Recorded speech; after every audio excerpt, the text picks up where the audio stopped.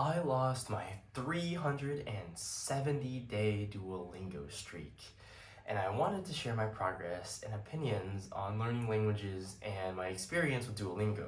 Now, if you look right here, it actually says 314 days, but that's because there's a lot of streak freezes in there. Yeah, I got a little lazy some parts of the year, but for the most part, 314 days out of 370 days is not too bad, right? Boom, there's December and there's January, and that's where it stops right there. So 365 plus 5 more days, 370 days. And now I'm starting again. I just wanted to make this video because, oh my gosh, I have learned so much in the past year, and I've gotten a little rusty, to be honest, because I haven't used my Spanish that much. The whole story of why I wanted to learn a language was because I was studying abroad in France, and I'm like, wow, if I'm going to be really close to Spain, why not pick up Spanish too? I've always kind of been interested in learning languages. I have an abundance of resources. I've got tons of friends who have taken Spanish in high school. As a matter of fact, almost all of them, except for one, took Spanish in high school. I've got tons of friends from Spain, or parents whose parents are from Spain, and so they speak Spanish at home. I have a lot of Mexican or Latin American friends who also speak Spanish very often. It's either their native language, their second language, but they have a very strong grasp of the language. And I was like, wow, with all of these resources around me, it'd be dumb not to pick up Spanish. So I did. And let me just say that Duolingo is a fantastic resource. I'm a big fan of Duolingo. However, I think it's only good for, I guess, keeping that motivation going. Because, with the streak counter and the daily reminders and the, like, oh shoot, I'm at like 60 days, I can't stop now because if I lose my streak, whoa, that's gonna suck, right? And so, it's kind of there to keep you accountable every day. Obviously, like you saw, there's streak freezes and all of that. But for the most part, I'm on top of it. And more than that, I have a lot of motivation. I have a lot of friends. I've got, just like a lot of affinity towards learning languages, especially Spanish. And I know you guys are going to hate me, but especially Spain Spanish. I love the accent. And so my accent, I think, like when I speak to a lot of people who are from Latin America, they always go, wow, you've got like a really particular accent. And I think it's because I'm like an American trying to learn Spanish, and they don't really hear that as often as they do an American here trying to speak like Latin American Spanish or something else, right? So yeah, anyways, I watched a lot of movies and TV shows that kind of just made me go like, wow, that's a beautiful language. And wow, I've got a lot of friends around me who are speaking it. It'd be cool to communicate with them, And it's been great. So my journey started off with just the basics. You learn, on Duolingo, I'm sure they start you off with yo and tu, which is just me, or I and you. And you learn the conjugations of very basic words like I eat and you eat. You learn like I want and you want. But I wanted it to progress a little faster because I had all these other resources around me, like all my friends in high school who took Spanish. As much as they claimed they didn't know, they really helped me out a lot. They're just really humble, I guess. Like when I was starting out, right, I just know yo and tu. I didn't know any of the other subjects, and they helped me learn like nosotros, ellos, ella, usted, nosotros, right? Like all these things. And they told me the differences, like, oh, vosotros is only used mostly in like Spain, and then everywhere else they use like usted or ustedes. Really cool. These little like nuances and stuff that like you don't really get to learn from Duolingo were coming around. And then so as I'm like talking with like my Mexican friends and friends from like Guatemala, Honduras, friends from Spain even, they're teaching me all these things. We're talking, and it's nice. And one of my friends even, he speaks French and Spanish. So to practice both, we would talk in Spanish. He does prefer Spanish. However, when there's like a little bit of miscommunication or whatever, I'll say it again, but in French, and then we'll be on the same page again. So that was really helpful, really fun, and more of an inspiration to learn another language. So I can communicate with more people, and can just say for myself, hey, look at this. It's a hobby, I love it, and it's like a better attribute about myself now. I appreciate that I learned another language. And so started with that, and then here and there, I'll be at like an event or meeting new people, and then boom, because I'm in San Diego, everybody speaks Spanish.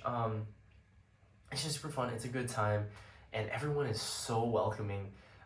One great story is there was a janitor who cleaned my college dorm last year. And normally, I guess they say not to bother them, not to, talk with them, whatever. But I decided, why not? Like, the dude was really nice every time we saw each other, so why not? I asked him where he's from. He said he was from Mexico. And I was like, oh, hey, like, would you mind, like, if you're here every week, like, could we talk a little bit? Could you, like, teach me a little bit of Spanish? And he was like, wow, yeah. And, like, my 20 years working here, no one has ever asked me to do that. So he felt, really sweet doing that. And he just taught me, like, a bunch of things. I learned about, like, food flavors. I learned about cleaning equipment. I learned about, like, time of day. I learned about, like, meals and how to say them. I learned about music. A lot of these, like, little nuanced things that, I don't think Duolingo would teach you unless, it's, like, in a structured unit. So casually, conversationally, we started talking a little bit, and it was nice. And so I had something to look forward to every week outside of my Duolingo practice, and talking with friends who might have gotten tired if, I was constantly talking about learning Spanish. So that was nice, and it just kind of got better from there. So, by about, like, mid-February, I was already comfortable saying most things. I could talk about, like, whatever the Duolingo units are. They changed it up a little bit, but I progressed relatively fast going through, just regular conjugations, talking about food, shopping, sports, interests, past tense, future tense. It was really nice. And because the grammar is so similar to French, it was kind of like a cakewalk because I already had like 8 years of French under my belt. So Spanish was just considerably easier to learn. And so yeah, I kind of just progressed like that. And Duolingo was just there every single day to kind of keep me accountable. Oftentimes, you'll see on the thing, I'll have like a couple days where I'm just so dead. And sometimes it's just at the bare minimum, just one lesson, one review, one thing, just to get 5 XP or whatever, just so I could keep my streak. But that is better than not doing it, you know what I'm saying? Like, Duolingo is such a good resource to like remind you, to put a little bit of pressure on you to learn, and that's what I appreciate about it. But yeah, so man, I love speaking Spanish. However, it got a little harder as the year went on because I had like other problems to worry about. I had different priorities.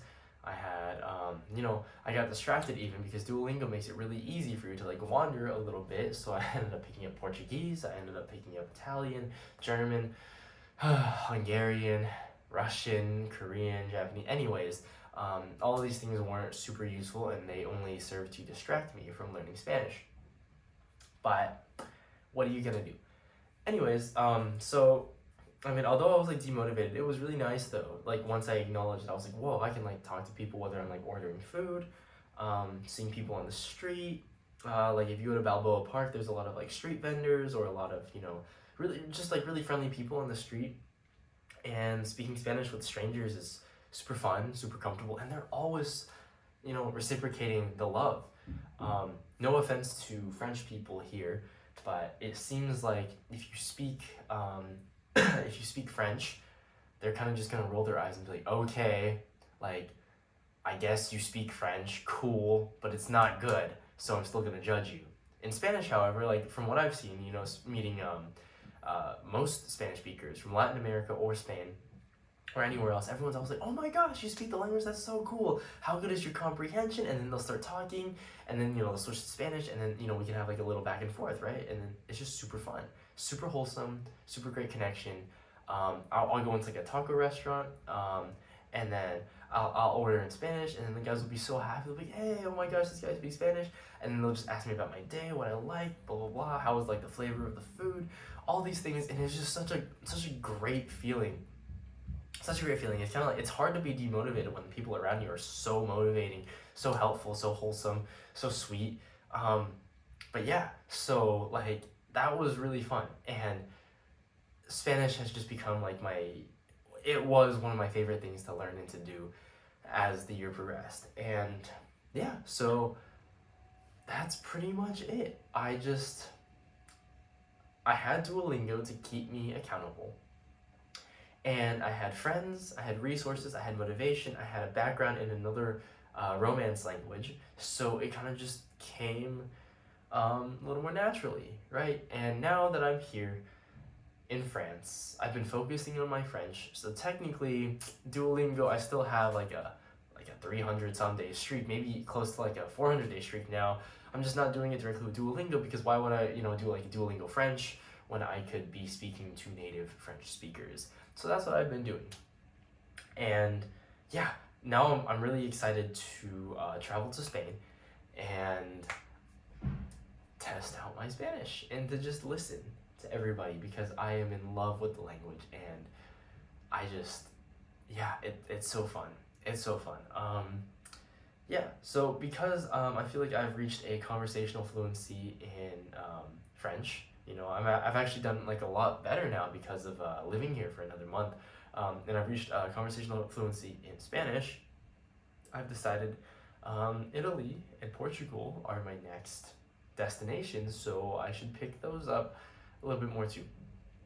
But yeah, so, please, if you're looking to learn a language, have something like Duolingo to help you stay on track, because once you get a streak going, a week, 2 weeks, 3 weeks, it's kind of hard to let that fire go out. Like when I saw myself losing my 300 plus day streak, it was a little miserable, but at the same time I realized I really don't need it because I'm learning so much more at such a faster pace, at such a comfortable, or actually an uncomfortable pace, that like Duolingo just wasn't necessary. And then as I acclimate, I feel like I can communicate around like France a lot more now. So yeah, excited for Spanish, excited for Spain, and so I don't know, pick up a language, find some motivation, find some friends, learn it together, or help each other out with something else. I don't know. I love Spanish.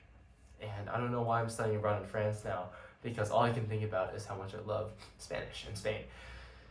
But that's okay. Anyways, like and subscribe. I hope this was a decent video. The last video told you it wasn't very structured, neither is this one, but I kind of appreciate this more. There's less editing.